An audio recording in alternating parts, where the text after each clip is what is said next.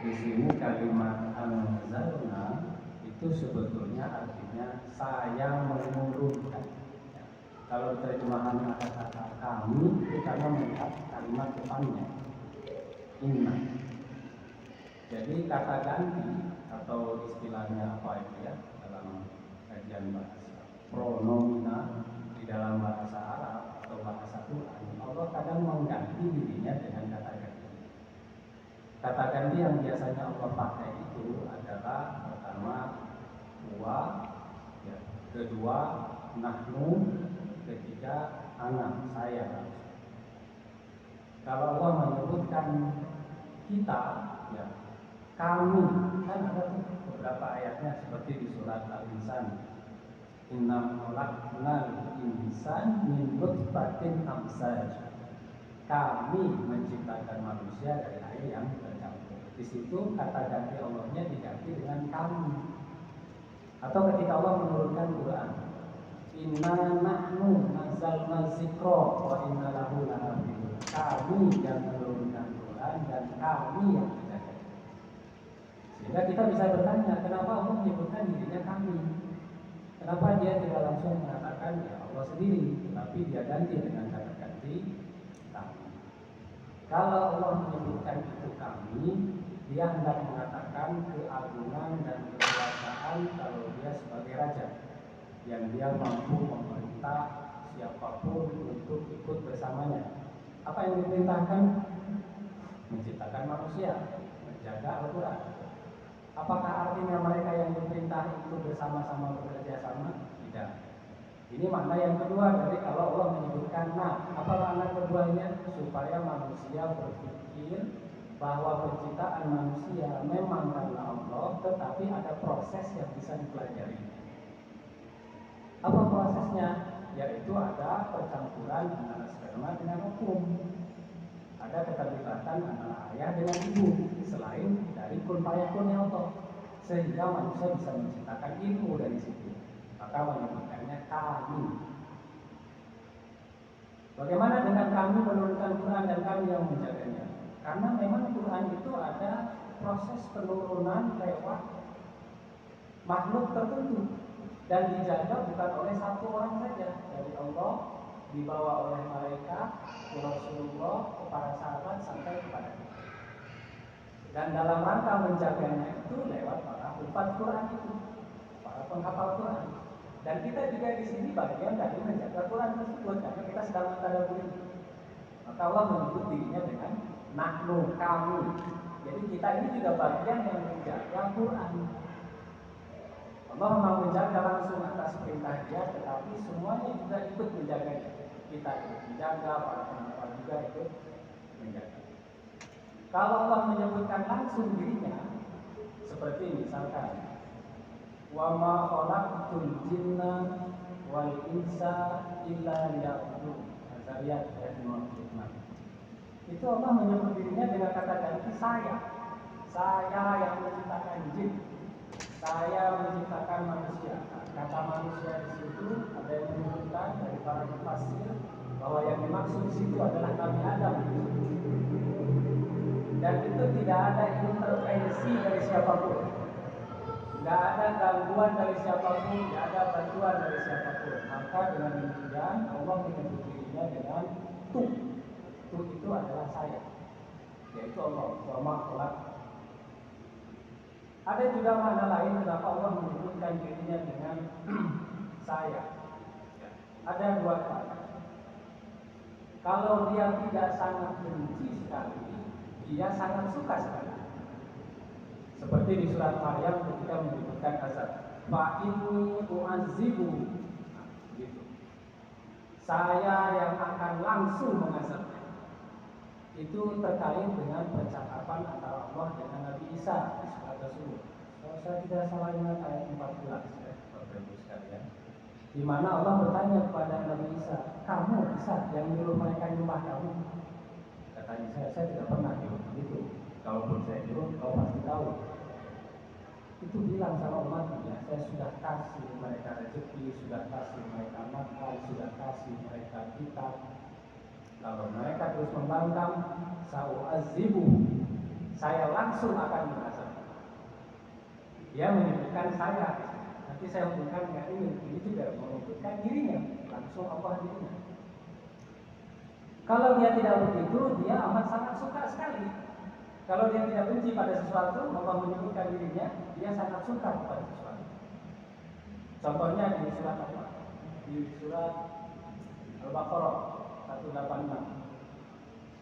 Ya, yang di sana menyebutkan kalimat wa idza sa'alaka ibadi anni fa inni qarib. Jadi kalau diartikan, Muhammad, kalau itu umatmu nanya siapa aku, di mana aku, dan apakah aku mengabulkan doanya, kata Allah, saya kabulin doanya. Langsung ngomong saya. Padahal kata salah itu artinya minta atau nanya. Kebanyakan di dalam ayat Quran itu dibentuk dalam fi'il mudhari.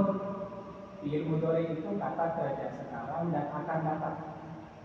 Cuma di ayat ini, di surat Al-Baqarah tadi itu, dia tidak menggunakan fi'il mudhari, bentuknya salah.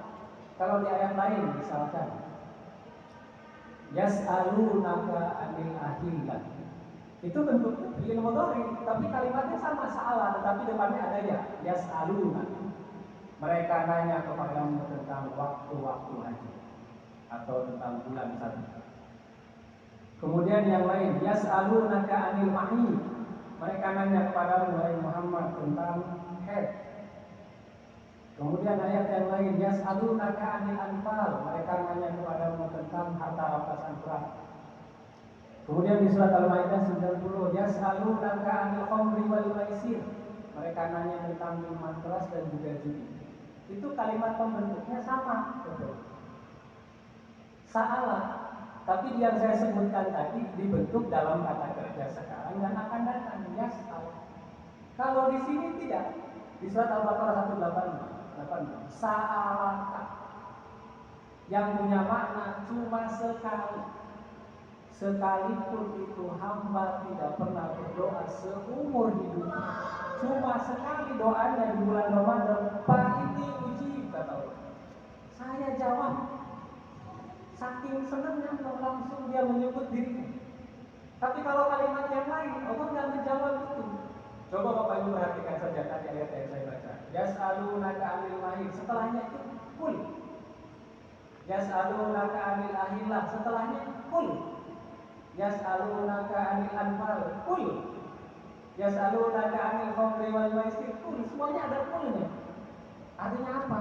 Yang suruh jawab itu Nabi Muhammad langsung. Tapi kalau ini tidak. Ya. Saking Allah ini menunjukkan kepada kita, dia betul-betul mau mendengar doa. Kita di sini. Dari kalimat tadi itu semuanya Di sini disebutkan anzalna. Yang itu bisa bermakna bahwa saya juga yang menurunkan. Yang diturunkan itu apa? Anzalna. Ada kata anzalna itu seakan kata dengan kalimat yang, kalau saya kasih contoh lain itu apa itu? A'lam. Anzalna a'lam. Kalau saya nyebutnya a'lama, itu berarti saya mengajarkan sekali. Ya, ada orang pengen tahu sesuatu, pengen tahu informasi, kemudian saya kasih tahu. Saya ngasih tahu dan saya tidak memberitahu lagi, itu namanya a'lam. Tapi kalau saya berulang-ulang ngasih tahunya bukan a'lama, tapi allama. Allama seperti itu mengajar, kan harus berulang-ulang. Saya mengajarkan, kemudian dia tidak paham, saya ulangi lagi, tidak paham lagi, saya ulangi lagi, allama. Ini kalimat ini anzala sama dengan a'lama. Yang sama dengan allama itu nazzala. Apa bedanya anzala dengan nazzala? Anzala yang dimaksud di sini adalah nurunin langsung. Apa yang diturunkan langsung? Apa itu? Quran. Quran diturunkan langsung. Dari mana kalimatnya? Anzal. Kalau Quran kan menyebutkan bahwa kalimat Quran itu, ayat Quran diturunkan pelan-pelan, dia tidak akan menyebut anzal, tapi nazzal. pelan. Sehingga dari kata ini oleh para mufassir, salah satunya Imam Asy-Syaukani dalam Fathul Qadir, mungkin Bapak Ibu bisa tengok di situ, dia menyebutkan bahwa Quran itu sejak lama diturunkan sekaligus, tetapi bukan ke Rasulullah, ke langit dunia sekaligus. Nanti turunnya ke Rasulullah itu bukan anzala, tapi nazala, pelan-pelan, sedikit di sini. Ya, ini luar biasa ya. Quran itu adalah kalam Allah, kalam suci dari zat yang suci, diturunkan oleh orang suci, diterima oleh orang suci juga. Kemudian kita mendapatkannya dan diizinkan untuk mengkaji itu. Padahal kita ini penuh dosa. Mulut kita juga banyak dosanya, hati kita ini kotor juga, pikiran kita ini kotor. Insya Allah Allah menurunkan sesuatu yang suci kepada kita untuk kita dalami, untuk kita perhatikan, karena Quran itu turun memang untuk dipikirkan. Apalah yatadabbarun, apalah ta'qilun, apalah tatafakkarun, supaya kita mikir kemudian kita berperilaku seperti itu. Kan banyak ayat begitu, suruh mikir kan, coba itu baca Quran, mikir. Untuk apa itu diturunkan? Sebetulnya supaya orang berubah. Asal dengan syarat dia tadabbur. Nah kalau tadi kita tidak tadabbur, kita baca ayat, baca surat, kita tidak paham yang kita baca itu apa. Ya karena kita tidak tadabbur, karena kita tidak berpikir. Anzalnahu, kami menurunkan Quran. Tapi Qurannya tidak disebut di sini. Diganti dengan hu. Anzalnahu, tiba-tiba hu aja. Kami menurunkannya atau saya menurunkannya. Nya itu apa? Tidak disebut di sini. Ini kalau dalam konsep bahasa namanya dhamir naibul fa'il. Dia pengganti dari sesuatu yang sudah dikenali. Apa sesuatu yang sudah dikenali itu? Al-Quran itu sendiri. Jadi kalau diartikan itu, ini kan diartikan di sini dalam huruf Quran. Ya, kalau saya baca terjemahannya, sesungguhnya kami telah menurunkannya dalam huruf Quran. Kenapa tidak langsung menyebut Quran saja? Inna anzalna Quran. Ya, kita bisa paham kan? Di Lailatul Qadar, oh ya Quran. Tapi Allah nyebutnya Inna anzalnahu. Walaupun kita kalau baca, nggak peduli saya Ustaz, mau dibaca ha, mau dibaca hi, mau dibaca hu, ya begitu adanya. Memang yang memperhatikan ini ulama tafsir, dan itu tidak begitu saja muncul sehingga mereka memperhatikan. Apa yang mereka perhatikan? Kenapa Allah tidak menyebutkan Quran, tapi menyebutkan kata gantinya? Sebab yang turun itu hakikatnya sudah bisa diterima oleh hati manusia. Sebab yang turun itu kita sudah tahu apa itu. Kita tidak akan menolak. Kita tidak akan pernah komplain dengan yang tidak tahu itu. Jadi Allah tidak lagi perlu menyebutkan Quran. Karena yang bakal datang ke manusia itu sudah manusia yang itu betul. Hati kita itu sudah gampang menerima itu. Sudah bisa kita ambil. Dan itu fungsi dari naibul fa'il dalam bahasa Arab. Dia tidak perlu disebutkan karena tidak penting, karena memang sudah diyakini kebenarannya. Orang sudah tahu. Jadi tak perlu lagi disebutkan. Di sini maksudnya Allah menyebutkan hanya hu-nya saja, kata gantinya. Tidak langsung menyebutkan Qurannya. Kapan diturunkannya? Di Lailatul Qadar. Imam Asy-Syaukani menyebutkan bahwa makna qadar di situ itu maknanya bisa kekuasaan, bisa keberkahan. Maknanya yang lain, qadar itu bisa sempit. Karena saking banyaknya itu malaikat yang turun ke bumi sehingga bumi ini begitu sempit, tidak ada lagi tempat itu. Ya semacam orang padat begitu. Orang semua masuk masih ini, kita bergerak saja susah, mungkin bernapas saja susah. Kalau kita imajinasikan seperti itu, itu qadar. Qadar juga bermakna adalah keputusan baru yang hendak dibuat. Banyak makna qadarnya. Ya. Wa ma adraka ma lailatul qadar. Ditanya lagi. Wa ma adraka. Apa yang kamu tahu tentang Lailatul Qadar? Ini kalimat ini disebutnya istifham ingkari. Nanya kan ya, apa yang kamu tahu tentang Lailatul Qadar?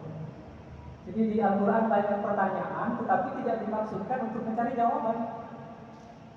Ada aro'aita, ada hal ataka, ada wa ma'adro. Kalau ini wa ma'adro, kalau dia menyebut wa ma'adro, itu tandanya memang ini sesuatu yang tidak akan pernah terbayang, beyond imagination, di luar dari imajinasi kita. Kalau kita menjelaskan tidak akan bisa memuaskan nalar.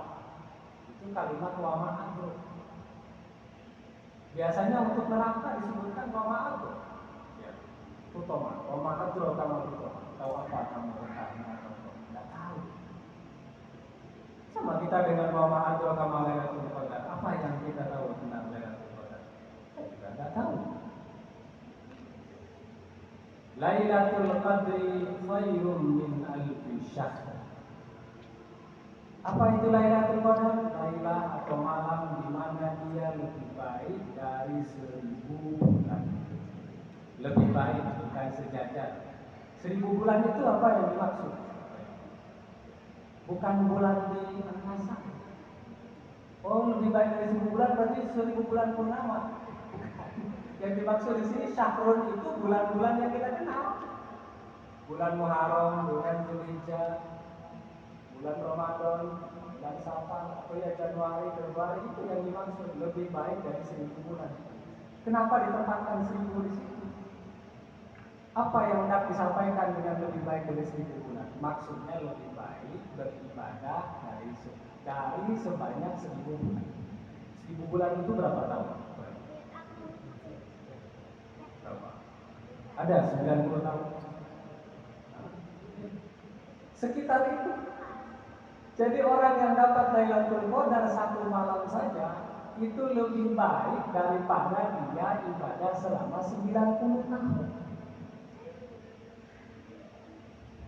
Kenapa Allah menyebutkan begitu? Apa memangnya, apa hubungannya dengan umat-umat masa lalu? Umat Muhammad, umat Nabi Muhammad, umurnya berapa lama paling lama? 60 kan? Ya, 63. Jadi yang sudah umur 40 berarti hidupnya tinggal 20 tahun lagi. Ya, yang umurnya 30 ya berarti 30 tahun lagi. Yang umur sudah sudah 60 ya hitungannya 3 tahun kan, 2 tahun kan. Umur umat Nabi Muhammad itu pendek. Maka untuk menjadi keberkahan dari umat Nabi Muhammad itu agar menyamai ibadahnya dengan umat-umat dahulu kala, diberikanlah keutamaan di Lailatul Qadar. Umat yang lama itu umurnya coba Bapak Ibu lihat dalam sejarah. Lama. Umat Nabi Nuh itu, Nabi Nuhnya aja sampai mirip hampir 1000 tahun. 950 tahun coba dia itu berdakwah. 300 tahun umur ke 300 baru jadi nabi dia. Umur ke 500 baru punya pengikut. Umur ke 600 terjadi banjir gede. Umur 900 tambah lagi pengikutnya sampai dia 50 tahun. Lama umat-umat dahulu kala itu umurnya. Maka dulu kala umat-umat dulu kalau dia disebut sebagai abid, orang yang beribadah betul, kalau dia ibadahnya sudah sampai ribuan tahun. Nah, kita tidak bisa mencapai ribuan tahun. Salah satu keutamaan umatnya Nabi Muhammad agar tidak sampai di sana diberikan satu malam yang istimewa. Kalau malam itu didapat, sudahlah, itu lebih baik daripada ibadah umat-umat masa lalu itu yang mereka ribuan tahun itu ibadahnya. Tidak ada apa-apanya, hanya dengan satu malam Lailatul Qadar. Istimewa teman. Jadi ini memang dalam rangka kita nyiapin Ramadan minggu ini. Berapa ya? Berapa bulan lagi Pak? 10 bulan lagi? Masih kecaman ya? Katakanlah 7 bulan, 8 bulan lagi. Kita udah menyiapkan nih. Pemahaman ini perlu ada. Biar kita juga melatih diri. Agar mendapatkan Lailatul Qadar ini. Kalau masih ganjal, sudah kalah umat-umat lalu. Apa yang terjadi di malam itu? Tanazzalul malaikatu war-ruhu fiha bi'izni rabbihim min kulli amrin salam. Turun, tanazzal. Sebetulnya kalimatnya itu tatanazal, tapi dihilangkan menjadi tanazal. Ada kalimat lain yang tatanazal, tetapi itu dalam rangka untuk malaikat turun ngambil nyawa manusia. Saking banyaknya mereka, karena terus-terusan turun. Kalau banyak yang mati itu setiap hari tatanazal, mereka turun terus. Kalau ini cuma satu tanazal, tapi disebutkan tanazal saja. Bumi ini begitu sumpek ketika malam-malam Qadar, karena mereka banyak turun malaikat. Tidak ada pakem dalam bahasa Arab. Semakin katanya itu banyak, semakin maksud dan maknanya itu luas. Contoh, Ar-Rahman dengan Ar-Rahim banyak mana hurufnya? Banyak mana? Ro, Ha, Mim, Alif, Alif, kemudian Mim, Nun. Rahman itu 5 hurufnya, karena sebetulnya Mimnya panjang. Rahman. Kalau Rahim hurufnya 4. Rahman itu hurufnya 5, Rahim itu hurufnya 4. Ini nanti punya mana perluasan mana? Kalau mana Rahman itu karena hurufnya lebih banyak, perluasannya banyak. Siapapun dapat Rahmannya apa? Mau dia hewan, mau dia manusia, mau dia kafir, mau dia mukmin, dapat. Maka Bapak Ibu tidak usah heran kalau ada kaum itu baik-baik saja, tambah kaya raya juga. Orang yang tidak sholat seperti kita, duitnya banyak, tidak berhitung, ya itu karena Rahmannya Allah dikasih semuanya. Tapi kalau Rahim, jumlah hurufnya saja terbatas, maka kasih sayangnya Allah ini juga hanya diberikan kepada terbatas orang. Kepada siapa? Orang-orang mukmin. Tanazal dengan tatanazal, kalau kita mengartikan tadi seperti Rahman dan Rahim, mestinya kalimatnya begitu. Kalau memang begitu banyak ini malaikat turun ke dunia, harusnya kan tatanazal, bukan tanazal. Tapi ini sudah banyak dijelaskan oleh para mufassir. Ya. Kenapa ini tidak menyebutkan tatanazal? Ya. Kenapa disebutkan tatanazal itu di ayat untuk mencabut nyawa? Karena malaikat turun untuk mencabut nyawa ini bukan pada masa Nabi Muhammad saja, tapi sejak Nabi Adam sampai nanti dunia ini berakhir. Maka kalimatnya itu tatanazal. Sementara ini tanazal hanya untuk khusus di bulan Ramadan. Puasa, turun malaikat dan sumpah. Malaikat. Malaikat terambil dari kata malik atau malak. Jamaknya malaikat, malaikat. Tapi kalau kita menyebutkan tunggal itu malak. Yang turun itu malaikat-malaikat dan ruh. Ruh itu ya Jibril. Coba Bapak Ibu pertanyakan, untuk apa itu malaikat turun ke dunia? Pada malam ini ada satu penjelasan dari tafsir. Saya lupa tafsirnya.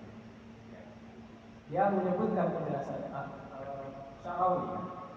Imam Syarawi pun menjelaskan yang sama. Sebenarnya beliau mengutip dari tafsir lain, yaitu Imam Asy-Syaukani dan juga Al-Alusi. Dia menyebutkan bahwa kenapa malaikat ini turun, karena istaqo. Apa istaqo itu? Istaqo itu kangen. Istaqo itu rindu. Siapa yang dirindukan oleh malaikat? Orang-orang yang rajin ibadah itu. Malaikat itu turun menyapa mereka yang rajin ibadah itu, yang mereka kenal, yang amalnya itu naik terus ke atas. Kan ada pintu beda lagi. Pintu di mana rezeki diturunkan, itu di mana amal kita naik. Sewaktu Bapak Ibu berpuasa, malaikat itu sudah tahu, kenal. Siapa yang puasa? Oh, itu si A. Sampai ke atas, siapa yang puasa? Itu si A. Dibawa amalnya ke atas, dikenal di atas langit. Ada manusia yang begitu masyhur dan terkenal di bumi, tapi tidak terkenal di langit. Ada yang tidak dikenal di bumi, di antara malaikat ini makhluk dikenal, karena amalnya itu banyak. Ini orang kayak begini, di malam Lailatul Qadar malaikat itu turun nyapa dia. Kenapa? Gini, orang yang jiwanya sama, yang pikirannya sama, biasanya akan bersama dia. Seperti Ashabul Kahfi. Ashabul Kahfi itu tidak mengenal satu dengan yang lain.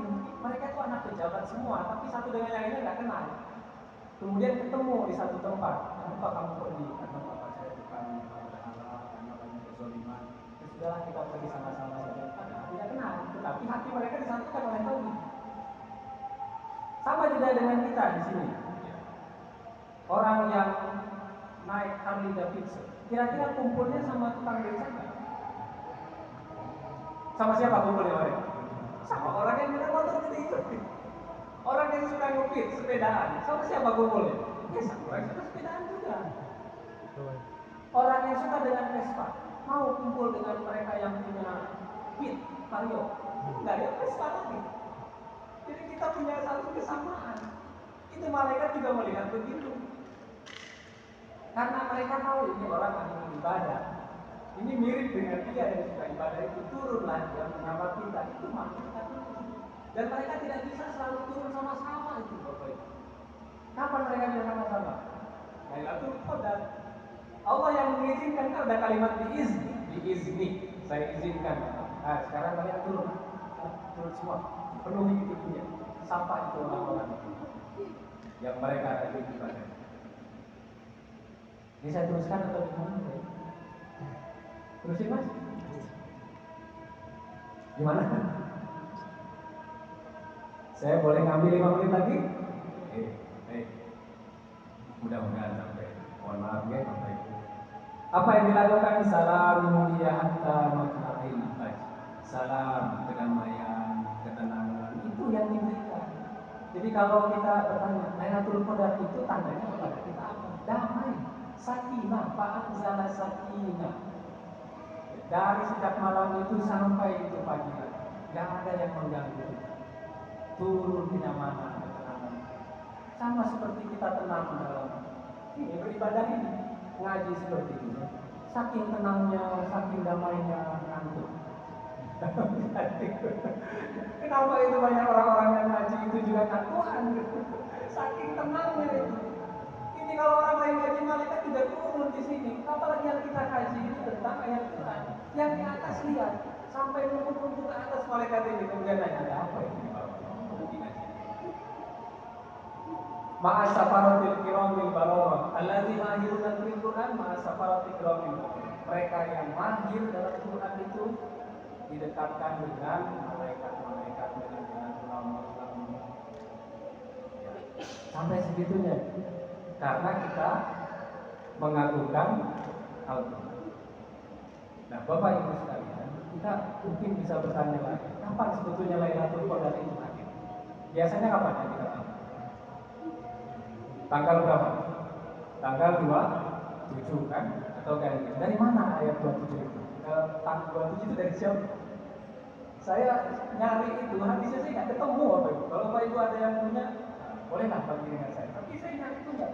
Sampai ada satu penjelasan. Saya kira itu penjelasan dari beliau. Penjelasan dari siapa? Dari Ibnu Abbas. Ibnu Abbas itu dari beliau itu 27 itu. Ya ini dari pencarian saya. Gitu ya. Dia mengatakan, dia ditanya oleh Umar, karena Ibnu Abbas itu kan pintar tentang agama, dan oleh Nabi Muhammad juga banyak orang disuruh bertanya ke Ibnu Abbas. Dia pintar. Umar nanya ke Ibnu Abbas, wahai Abbas, sebetulnya Lailatul Qadar itu tanggal berapa? Dijawabnya oleh dia 27. Dari mana kamu bisa tahu tanggal 27? Dia menyebutkan kata Lailatul Qadar ada berapa huruf di situ? Coba. Lam, ya, laila, lam lagi, ta, alif, lam, qaf, da, ro. 9. Ada 9 ya. Lailatul Qadar itu ada 9 huruf. Kalimat Lailatul Qadar disebutkan berapa kali di surat Al-Qadar? 3 kali. 9 kali 3? 27. Saya tidak main-main Bapak Ibu. Betul dia mengatakan begitu. 9 kali 3, 27. Riwayat lain menyebutkan, masih Ibnu Abbas yang menyebutkan. Kata terakhir dari ayat terakhir dari surat Al-Qadar. Salamun hiya hatta. Jadi kalau dihitung kata di dalam surat Al-Qadar itu ada 30. Kata di surat Al-Qadar ada 30. Dari inna anzalna sampai seterusnya itu. Yang ke-27 itu adalah kata hiya. Hiya. Dari situ Ibnu Abbas menyebutkan, lah ini kata dia untuk merujuk kepada Lailatul Qadar, dan dia itu kebetulan berada di urutan ke-27, sehingga dia menyebutkan Lailatul Qadar itu datang di tanggal 27. Silakan Bapak Ibu cari penjelasan dari ustaz lain yang mungkin tidak lengkap gitu. Ya, karena saya coba juga mencari dan menemukan itu. Dan saya kira kalau itu dari Ibnu Abbas bukan hadis, tetapi di berbagai negara dipakai dan diyakininya tanggal 27. Di Indonesia tanggal 27. Di Saudi tanggal 27, di Mesir tanggal 27, di India tanggal 27. Ini mungkin ada di sana, tapi entah di mana. Saya pun belum nemu. Jadi yang bisa saya sampaikan itu, Bapak Ibu, tanggal 27 itu ceritanya begitu. Kenapa kita Allah tidak menyebutkan, udahlah disebutin aja tanggal ini? Untuk apa? Untuk biar kita berkompetisi, biar kita itu nyari. Kalau kita udah tahu tanggal itu, pasti tanggal 27. Gak usah dicari-cari, udah gampang, udah pasti datang gitu Lailatul Qadar. Udah hari sebelumnya kita banyak berbuat dosa karena kita merasa, nanti dicuci tanggal 27, kalau Allah masih tahu. Udah selesai. Itu dirahasiakan oleh Allah supaya kita mencari tahu. Itu bentuk dari kasih sayangnya agar kita senantiasa berkompetisi. Terakhir, Bapak Ibu sekalian, Lailatul Qadar itu seperti tamu. Ya, tamu agung, orang penting. Dan dia tidak akan mungkin datang ke semua orang. Dia hanya akan datang ke orang yang sudah nyiapin dia. Kalau gubernur datang ke kampus Unisa, kita juga tidak akan dilihatin oleh dia. Yang hanya dilihatin oleh dia itu orang-orang tertentu saja. Orang-orang tertentu itu adalah orang yang sudah menyiapkan dirinya. Mudah-mudahan kita selama ini sampai menunggu Ramadan ke depan, kita coba siapkan diri dengan memperbanyak amal soleh, sehingga pada waktunya kita berharap mendapatkan Lailatul Qadar. Demikian Bapak Ibu sekalian, mohon maaf atas kelebihan waktunya. Mudah-mudahan mudah-mudahan dengan manfaatnya. Syukran. Assalamualaikum warahmatullahi wabarakatuh.